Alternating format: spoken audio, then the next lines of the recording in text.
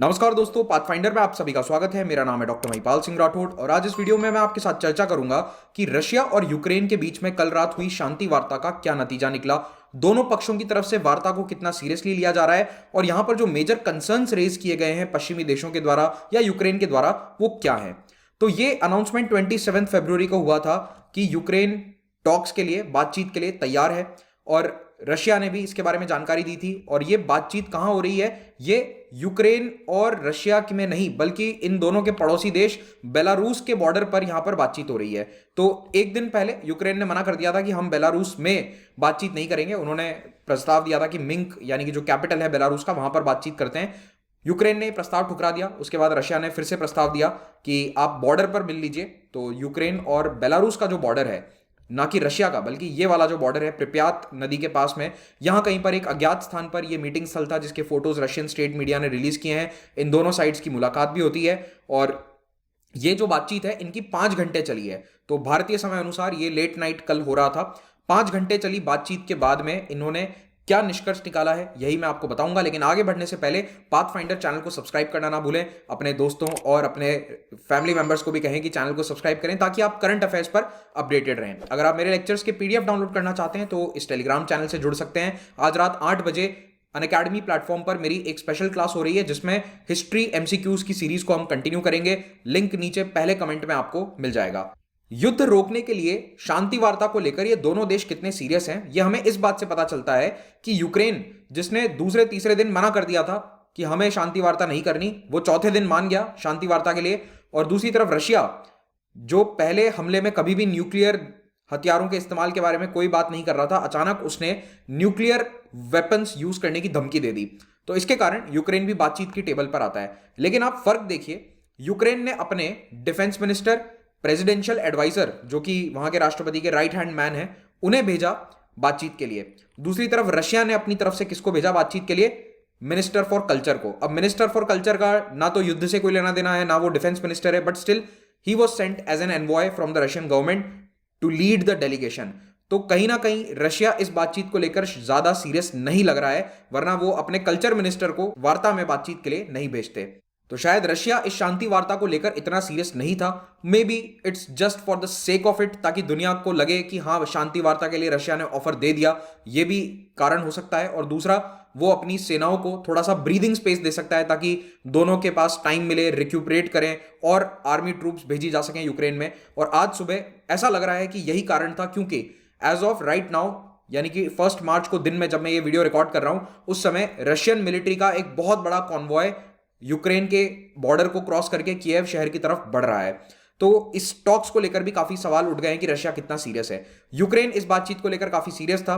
Ukraine के राष्ट्रपति Zelensky ने यह बात कही थी कि हम चाहते हैं कि सबसे पहले सीज फायर हो, और इन्होंने सीज फायर नहीं किया। तो आप हैरान हो जाओगे जानकर कि जब दोनों देश आमने सामने टेबल पर बैठे थे, उस समय यूक्रेन के शहरों पर बम गिराए जा रहे थे। और यूक्रेन के जो डेलीगेशन के मेंबर्स हैं उन्होंने ये बात भी कही कि एक तरफ तो हम बातचीत कर रहे थे और हमें ये नहीं पता था कि कहीं हमारे साथियों पर पीछे बम ना गिर रहे हो। तो it was quite a shocking scenario for them.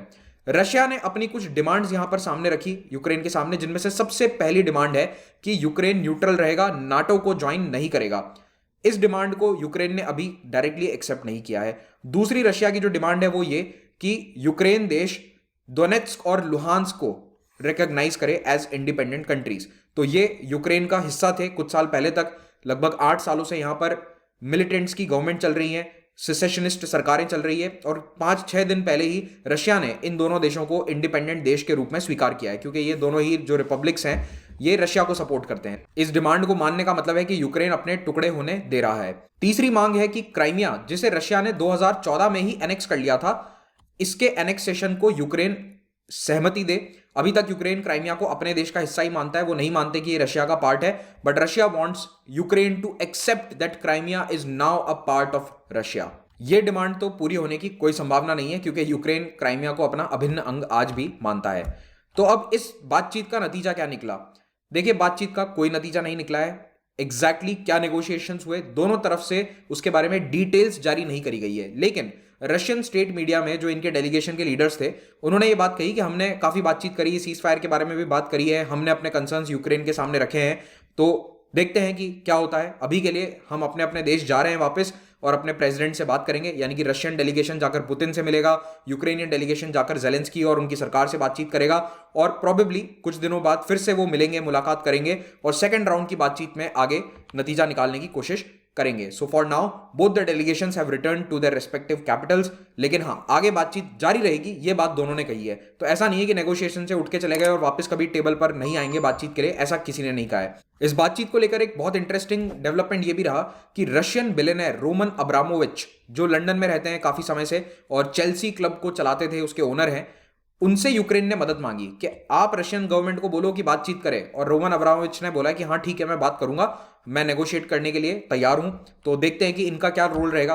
तो दुनिया में बिलियनर्स भी अब दो देशों के बीच की लड़ाई को बंद करवाने में शायद सहयोग दे सकते हैं। फ्रांस भी एक महत्वपूर्ण मीडिएटर के रूप में सामने आया है। कल इमैनुअल मैक्रोन, जो कि फ्रांस के राष्ट्रपति हैं, इन्होंने ये ट्वीट किया कि मैं प्रेसिडेंट जेलेंस्की यानी कि यूक्रेन के राष्ट्रपति और व्लादिमीर पुतिन दोनों से बात कर रहा हूं, और जेलेंस्की के कहने के अनुसार ही मैं पुतिन को कह रहा हूं कि लड़ाई रोक दी जाए और ह्यूमैनिटेरियन सिचुएशन का भी ध्यान दीजिए।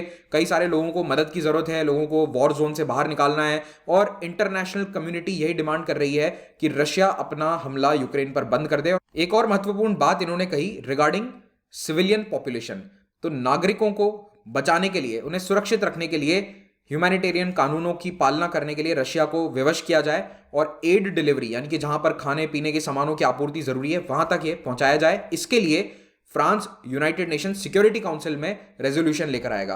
अब ये रेजोल्यूशन काफी हिपोक्रिटिकल है क्योंकि कुछ ऐसी ही सिचुएशन आज से कुछ साल पहले येमेन में थी। येमेन में यूनाइटेड नेशंस ने कहा था कि हमारे जो कॉन्वॉयज हैं, हम जो सहायता पहुंचा रहे हैं, खाने पीने का सामान है, वो लोगों तक पहुंचाया जाए। वो नहीं पहुंचाया गया था। जो भी मिलिशियाज हैं, सऊदी बैक्ड मिलिशियाज थे, उन्होंने ये एड नहीं पहुंचने दी थी और उस समय किसी पश्चिमी देश ने कोई सवाल नहीं उठाया, कोई रेजोल्यूशन पास नहीं करवाया। So this is outright racist. आप रेसिज्म दिखा रहे हैं कि अपने रेस के लोगों को तो हम मदद पहुंचाएंगे, ह्यूमैनिटेरियन एड पहुंचाएंगे, चाहे वो लड़ाई में हो, लेकिन अगर अफ्रीका में या एशिया में इस तरह की स्थिति है तो एड पहुंचे ना पहुंचे उससे हमें कोई लेना देना नहीं है। ह्यूमन राइट्स वॉच की वेबसाइट पर एक बहुत अच्छा आर्टिकल है, एक रिपोर्ट है उनकी, the obstruction of aid in Yemen during कोविड-19। इसे पढ़िएगा अगर आपके पास समय हो। ऑफ कोर्स पूरी रिपोर्ट मैं यहां पर नहीं दिखाऊंगा, लेकिन it's a very good report, you should read it. तो ऐसे कई एग्जांपल्स हमने देखे हैं। रिसेंटली कांगो में भी जब गृह युद्ध चल रहा था, उस समय भी ह्यूमैनिटेरियन एड को रोका गया था, तब किसी ने सिक्योरिटी काउंसिल में कोई रेजोल्यूशन पास नहीं किया।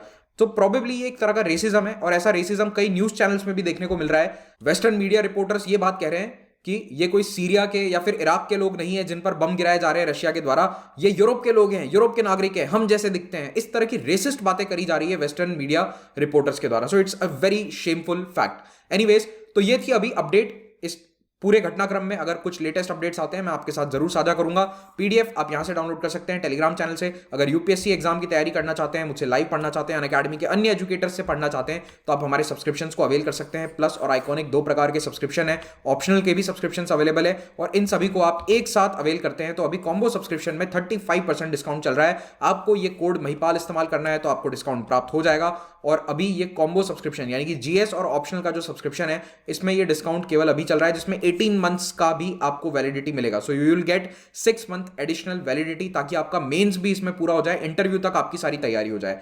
एज ऑफ राइट नाउ मेरा मॉडर्न हिस्ट्री का एक कोर्स ऑनगोइंग है, इसका लिंक नीचे पहले कमेंट में आपको मिल जाएगा। तो प्लस प्लेटफॉर्म पर सब्सक्राइब करें और इस कोर्स से आप जुड़े। हर हफ्ते हमारे नए बैचेस बनते हैं, you can join these batches. कोई प्रॉब्लम है बैच, कोर्स, सब्सक्रिप्शन को लेकर तो इस नंबर पर कॉल कर सकते हैं। आइकॉनिक सब्सक्रिप्शन में आपको 1-on-1 मेंटरशिप मिल जाएगी। सारे कोर्सेज ईएमआई ऑप्शन पर अवेलेबल हैं। हमारी प्रीलिम्स की टेस्ट सीरीज चालू हो रखी है, इसको ज्वाइन कीजिए, बहुत ही कॉम्प्रिहेंसिव टेस्ट सीरीज है।